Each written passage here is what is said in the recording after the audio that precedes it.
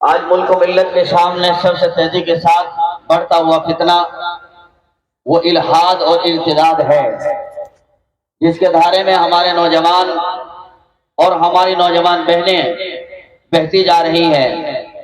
چنانچہ آئے دن یہ خطرناک خبریں موصول ہوتی ہیں کہ آج اتنے سارے نوجوان جنہوں نے اپنے ایمان و اسلام کو خرابات کہہ دیا، اور اتنی ساری بیٹیاں جنہوں نے اسلام اور ایمان کو، قرآن کریم کو خیرآباد کہہ دیا، اپنے دین و دھرم کو چھوڑ دیا۔ یہ خبریں ایسی المناک ہیں، دلدوز ہیں، جب کہیں سے یہ خبریں ملتی ہیں تو سارے مسلمانوں کا سر شرم سے جھک جاتا ہے، اور سفر کرنے کا اور گردن اٹھا کے جینے کا تو دل ہی نہیں کرتا، اس لیے کہ یہ ایسے حالات ہیں جس سے جگر چھلنی ہو جاتا ہے، اور بہت دیر تک، بہت دور تک سوچنا پڑتا ہے، کئی مرتبہ گھنٹوں کے لیے نیند رخصت ہو جاتی ہے۔ ہائے میرے رب، یہ کیسے حالات ہیں؟ وہ ایمان والے، وہ اسلام والے، پوری دنیا کے لیے رہنما اور راہبر، پوری دنیا کے لیے ہدایت کا پیغام دینے والے، پوری دنیا کو چراغ دکھانے والے، راہ اور راستوں کی درگاہ بنانے والے، وہ آج کی حالات میں دوچار ہیں اور کہاں جا کے گر اور پڑ رہے ہیں، اور ان کی اولاد کا یہ عالم اور یہ حال کیوں بنا؟ میرے بھائیوں، اس کی بنیادی اصل وجہ جو چیز ہے وہ ہے اولاد کی تعلیم و تربیت نہ ہونا۔ ورنہ تو ظاہر ہے، بچہ جب اسلام میں جنم لیتا ہے، آنکھیں کھولتا ہے، ہمیں پیغام ملتا ہے محبوب صلی اللہ علیہ وسلم کا، ایک کان میں اذان اور دوسرے میں تکبیر، جبکہ اذان اور تکبیر یہ خود سمجھ میں نہیں آتا۔ بچہ اتنا چھوٹا سا ہے، اتنا معمولی سا ہے، جو اپنی زبان نہیں جانتا، اپنی والدہ کو نہیں پہچانتا، اپنے ابو کو نہیں جانتا، اپنے خانوادے اور معاشرے کو نہیں جانتا، اور اپنی زبان کا ادراک احساس اسے نہیں ہے، اس کے بارے میں کہا جا رہا ہے کہ اس کے کان میں اذان اور تکبیر کہی جائے۔ اذان کے کلمات بھی وہ جو یہاں کے نہیں، سات سمندر پار سے اٹھا کے لائے گئے عربی زبان میں، اور اس میں کہلوایا جا رہا ہے کہ کہو اللہ اکبر، اللہ اکبر، اللہ اکبر، اللہ اکبر۔ اس کا مطلب کیا؟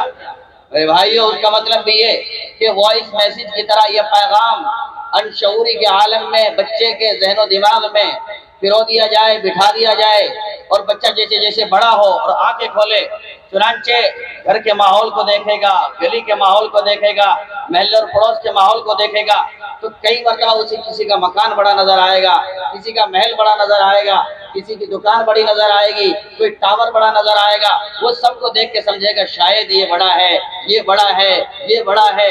سمجھانا مقصد یہ ہے، وہ دل میں جو وائس میسج پڑا ہے اور پھر مسجد سے جو ریمائنڈر ملے گا اللہ اللہ اکبر، تو دونوں کا تطابق ہو جائے اور یہ بات ذہن میں پڑ جائے۔ جو لوگ بواسیر کی پرابلم کو لے کر پریشان ہیں اور ان کو آپریشن سے بہت ہی زیادہ ڈر لگتا ہے، تو ان لوگوں کو گھبرانے کی بالکل بھی ضرورت نہیں ہے۔ بھارت آیورویدک اینڈ یونانی دواخانہ ایک ایسا دواخانہ ہے جہاں پر بواسیر کا علاج بنا آپریشن کے کیا جاتا ہے۔ شوگر کے مریض کا پکا علاج کیا جاتا ہے، وہ بھی بنا کسی پرہیز کے۔ اور جو لوگ گپت روگ، پتھری، دانت، کھاج، کھجلی، گٹیا بائی یا جوڑوں کے درد سے پریشان ہیں، ان لوگوں کا بالکل سفل علاج کیا جاتا ہے۔ اگر آپ اپنی ان سبھی پرابلم کا سولوشن گھر بیٹھے چاہتے ہیں تو اسکرین پر دیے گئے بھارت آیورویدک اینڈ یونانی دواخانہ کی سرٹیفائڈ ڈاکٹر کو کانٹیکٹ کر کے کر سکتے ہیں اور اپنی سبھی پرابلم کا سولوشن پا سکتے ہیں۔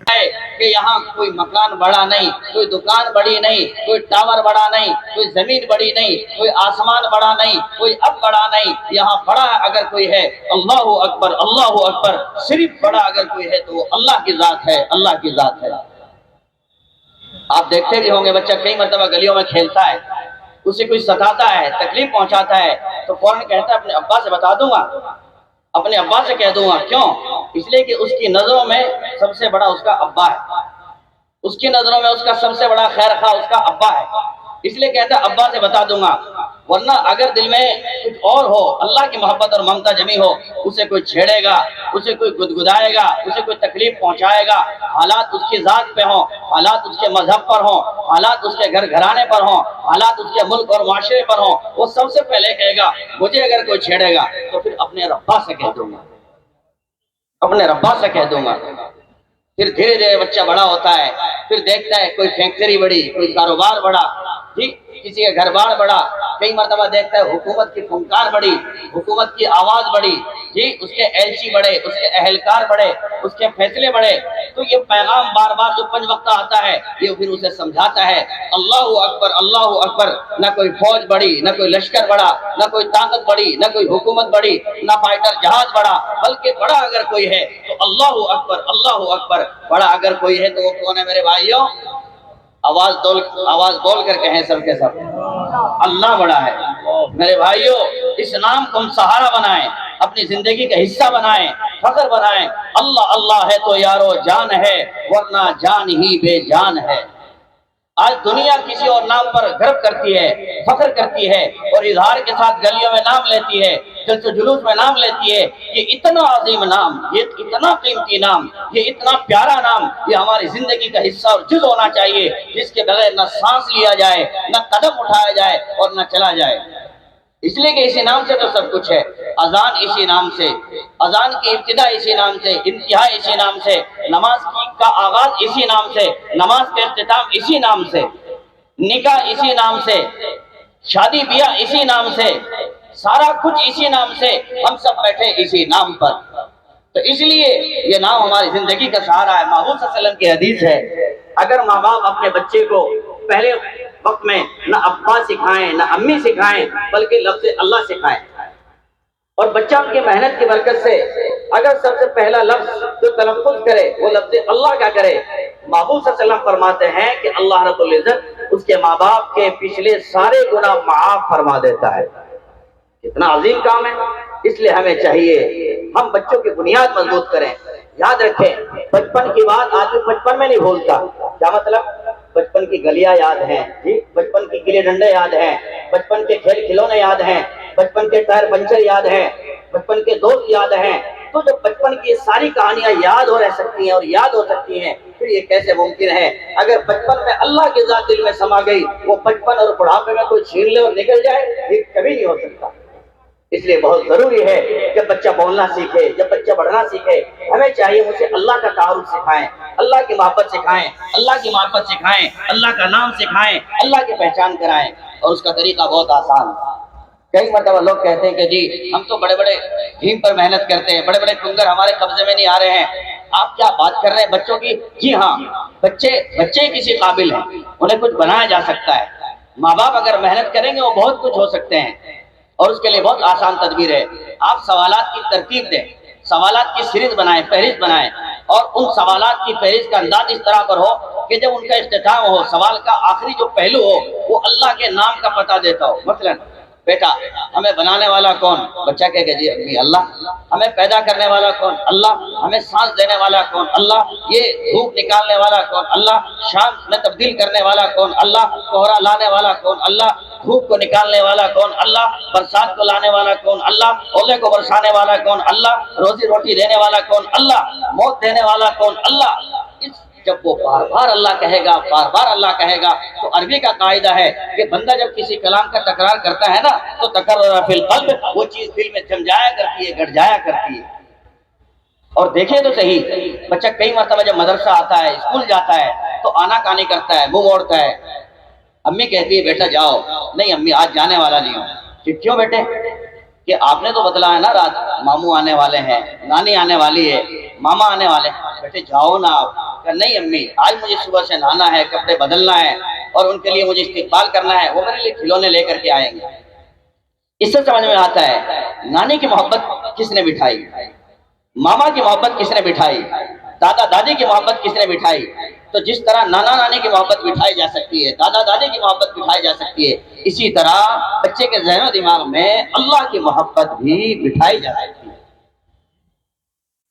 کئی مرتبہ لوگوں سے کہا جاتا ہے بھائی بچوں کو اللہ کے نافرمانے سے ڈراؤ، غصے اور غضب سے ڈراؤ، جہنم سے ڈراؤ، کسی اور چیز سے مت ڈراؤ۔ لوگ کہتے ہیں جی یہ کیسے ہوگا، بڑے بڑے نہیں ڈرتے۔ میرے بھائیوں یہ تو ہماری زندگی میں روزمرہ موجود ہے، ہم دیکھتے ہیں بچہ گھر میں کھیلتا ہے، گھر میں ڈیلی کھانا بنتا ہے، صبح شام چولہا گرم ہوتا ہے، ہم چولہے کی آگ سے کیسے بچاتے اور ڈراتے ہیں جی، ہم گرم توے سے کیسے ڈراتے اور بچاتے ہیں، گھر میں پلگ بورڈ نیچے لگے رہتے ہیں، فریج لگاتے ہیں، واشنگ مشین لگاتے ہیں، ہم ان سے کیسے بچاتے اور ڈراتے ہیں۔ دیکھیے تو صحیح، والدہ گھر میں پریس کرتی ہے، گرم پریس سے کیسے ڈراتے اور بچاتے ہیں۔ میرے بھائیوں جس طرح توے سے ڈراتے ہیں، گرم پریس سے ڈراتے ہیں، اسی طرح ہم اللہ کا خوف بھی بٹھائیں اور جہنم سے بھی ڈرائیں، جہنم سے بھی ڈرائیں، کیونکہ مشکل کام نہیں ہے، لیکن نہیں، ہم ڈرائیں گے ہاؤ سے، بلی سے، سو جا بیٹا بلی آنے والی ہے، ہاؤ آنے والا ہے، یہ بہت گھاتک چیز ہے، اس سے بچہ بزدل ہوتا ہے۔ دوسرے نمبر پر والدین کو جھوٹا سمجھتا ہے، امی نے کل یہ بات کہی، پرسوں یہ بات کہی، اس سے پہلے دن یہ بات کہی، اس کا مطلب امی جھوٹی ہے، پھر امی کو دل میں جگہ نہیں دیتا، بات نہیں مانتا۔ اس لیے سب سے پہلا قاعدہ ہے ہم اللہ کی محبت دل میں بٹھائیں، اور دوسرے نمبر پر ہم ان کے ذہن و دماغ میں محبوب صلی اللہ علیہ وسلم کی محبت بٹھائیں، محبوب صلی اللہ علیہ وسلم کے بارے میں واقعات سنائیں۔ مثلا ان کا کہیں بیٹا ہمارا آپ کے نبی اتنے پیارے نبی، اتنے محبوب نبی، اتنے قیمتی نبی کہ جب وہ چھوٹے سے تھے ماں حلیمہ کی گود اور گہوارے میں تھے، دودھ پیا کرتے تھے، ان کی ایک بہن تھی شیمہ، ایک مرتبہ حلیمہ باہر سے آئی، شام ہو گئی، بکریاں بھوکی تھی، حلیمہ نے کہا بیٹا بکریاں نہیں چرائی آج؟ کہ نہیں امی آج میں جا نہیں سکی۔ بیٹا جلدی کرو، جلدی نکلو، بکری امی شام ہو گئی ہے، اب کیسے جاؤں؟ بھیا محمد کو میرے ساتھ بھیجو۔ بیٹے محمد اکلوتا ہے، اکیلا ہے، تیرے ساتھ شام کے وقت بھیڑیے کا خطرہ ہے۔ نہیں امی، میں نے اپنی زندگی میں نوٹ کیا ہے، جب جب دیر ہوئی اور میں بھائی محمد کو لے کے گئی تو میری بکریاں بہت جلدی فارغ ہو جاتی ہیں، اور ایک جگہ بیٹھ کر جہاں بھائی محمد بیٹھے رہتے ہیں، بھائی محمد کا آ کر چہرہ تکتی ہیں اور آپ کے پاس بیٹھ کر کے جگالی کرتی ہیں۔ اس سے پتہ لگتا ہے کہ محمد صلی اللہ علیہ وسلم کی وجہ سے بکریاں جلدی فارغ ہو جاتی۔ والدہ نے کہا ٹھیک ہے بیٹے، ٹھیک ہے بیٹے جاؤ۔ یہ ایسے واقعات ہیں جس سے بچوں کے اندر محبتیں پیدا ہوں گی، عظمت جوان ہوگی، اور سمجھیں گے واہ کیسا پیارا نبی، کیسا عظمت والا نبی، کیسا قیمتی نبی۔ ہمیں تو سر سے لے کر پیر تک محمدی بننا ہے، ہمیں تو سر سے لے کر پیر تک محمود صلی اللہ علیہ وسلم کا غلام بننا ہے۔ وہ کتنا پیارا نبی تھا، کتنا وفادار نبی تھا۔ میرے بھائیو یہ چیزیں ہیں جس کی برکت سے یہ نظام آگے بڑھ سکتا ہے۔ افسوس آج تو لوگ کہتے ہیں ہم تو فارغ ہیں اپنے بچوں کو اسکول بھیج کر۔ بہت اچھی طرح سمجھیں، اس کا مطلب اسلامی اسٹیج سے، مدارس کے اسٹیج سے عصریات کی مخالفت نہ اچھی طرح سمجھیں، ہمیں اس کی ضرورت ہے۔ وائرس اور کورونا کے زمانے میں جہاں میڈیکل میں مسلم اسٹاف تھا یا اور دوسرے شعبوں میں مسلم اسٹاف تھا، وہاں انہوں نے بہت ہیلپ کی، مدارس کے لوگوں کی، دعوت و تبلیغ کے لوگوں کی، عامت المسلمین کی۔ اس لیے ہم اس کے مخالف نہیں، لیکن بات کو سمجھیں۔ ہم نے جو آج ہاتھ میں ہاتھ دھر لیا ہے کہ بچہ اسکول جا رہا ہے، اور اسکول یہ بہت ٹاپ 10 ہے، اس کا معیار کیا بنایا ٹاپ 10 کا؟ وہ یہ کہ جس کا سلیبس مہنگا، جس کی کتابیں مہنگی، جس کی فیس مہنگی، جس کی وردی مہنگی، جس کا ڈھانچہ مہنگا، ہم اسے سمجھتے ہیں یہ ٹاپ اسکول ہے۔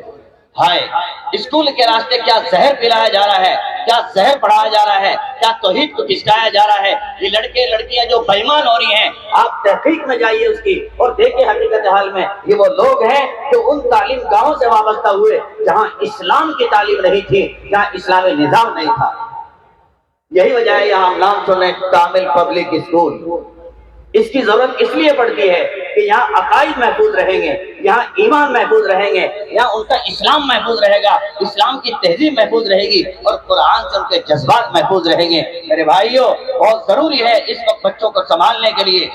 یہ بیٹیاں جو غیروں کے چنگل میں جا رہی ہیں، یہ انہیں اسکول اور کالج کی تعلیم یافتہ، ان کی تہذیب یافتہ، ان کا اندر کھوکھلا ہو چکا ہے۔ وہ سمجھتی ہیں جیسے دو ہاتھ پیر ان کے ایسے ہمارے، مذہب کا کوئی فرق نہیں، مذہب کوئی چیز نہیں۔ میرے بھائیوں ایمان امن کا نام ہے، ایمان سلامتی کا نام ہے، ایمان سکون کا نام ہے۔ ہم اس کا دامن نہ چھڑائیں اور بچوں کو ان اسکولوں کا حصہ بنائیں جہاں ان کی تہذیب جیتی ہو، جہاں قرآن جیتا ہو، جہاں اسلام جیتا ہو۔ ورنہ تو یہ لازمی کریں ہر بچے کے لیے مکتب لازم، ہر بچے کے لیے دینی تعلیم ضروری، دینی نظام ضروری۔ یہ کام ہمارے کرنے کا ہے، ہم اسے کر سکتے ہیں، اور یہ کوئی مشکل اور بھاری کام نہیں ہے۔ والدین اس پر اگر قدم اٹھائیں گے تو کام بہت آسان ہے، کوئی مشکل کام نہیں ہے۔ اللہ تعالیٰ آج کے اس سبق پر مجھے بھی عمل کرنے کی توفیق عطا فرمائے، اور ہم سب کو بھی عمل کرنے کی توفیق عطا فرمائے۔ کیسے سناؤ قوم کا کیا حال زار ہے، کیسے سناؤ قوم کا کیا حال زار ہے، ہر فرد ایک لاش ہے، ہر گد مزار ہے۔ یہ تربیت کا نقص اور صحبت کا ہے اثر، اولاد بدتمیز ننگے وقار ہے۔ مغرب کے علم و فن کا نتیجہ ہوا ہے یہ، نہ دین سے لگاؤ نہ مذہب سے پیار ہے۔ خالی نمازیوں سے پڑی ہے مسجدیں، تھیٹر پہ جا کے دیکھیے ایک لمبی قطار ہے۔ اللہ تعالیٰ ان برے حالات سے پوری امت کی حفاظت فرمائے۔